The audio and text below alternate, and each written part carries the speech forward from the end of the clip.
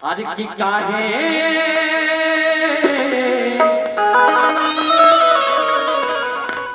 अरे की काहे रोवे लोए ललनमा सबेरे झुले ललनमा होइसा ना रहे ललनमा होइसा ना ललनमा के बढ़िया से गोदी में ले ले खंबा हेतरी खेला आए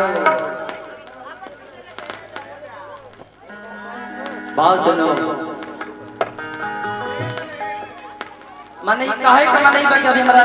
लड़का भय लिखे करे कहे के माने है बा कोई दिक्कत नहीं दीजिए हमको हुआ है हमारी बेटी हुई है हमारे बेटे हुए हैं तो हमको कहना क्या है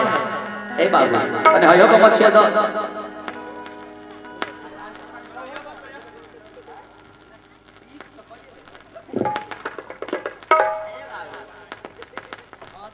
मार्केट में सब के तसे कर जाए नीमन लगे तो ताली बजे हेलो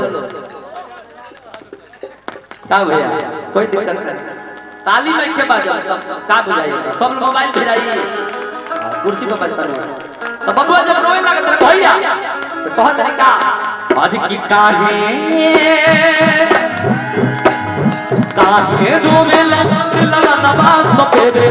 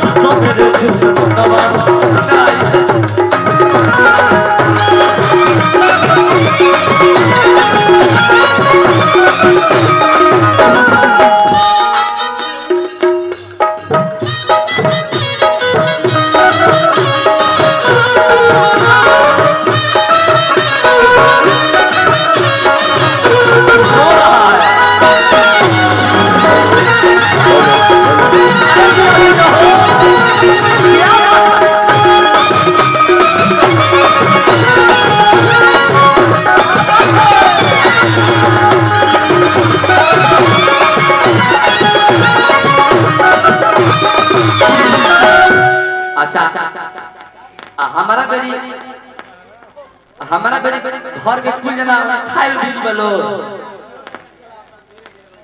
अनो कि लइका तोहरे के पापा को होता का तो हुनुका के चाचा को होता तो तरीका बात बबुआ के खुशिलाओ तरीको बिलाओ तरीको हो तरीका है भैया अरे कि चाचा से कहो तो हला हुआ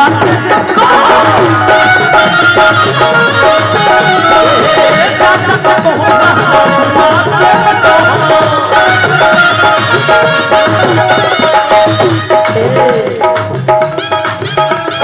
मौसी से कहो भगना सबरे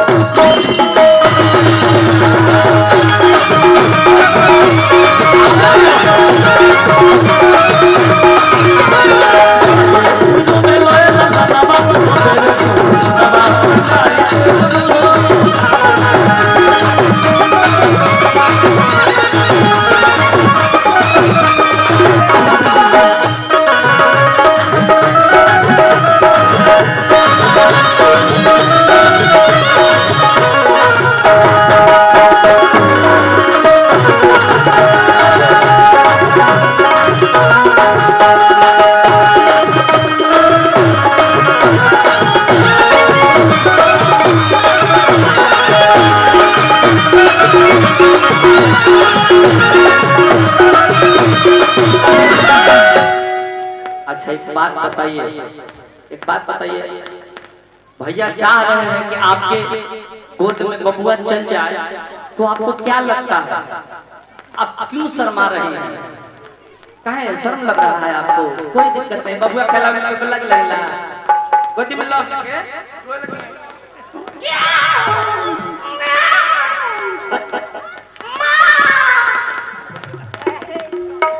हेलो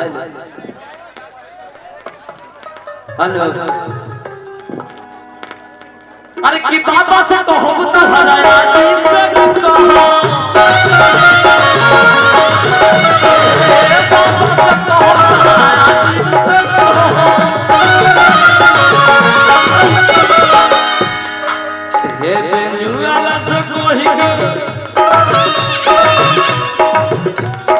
बाबा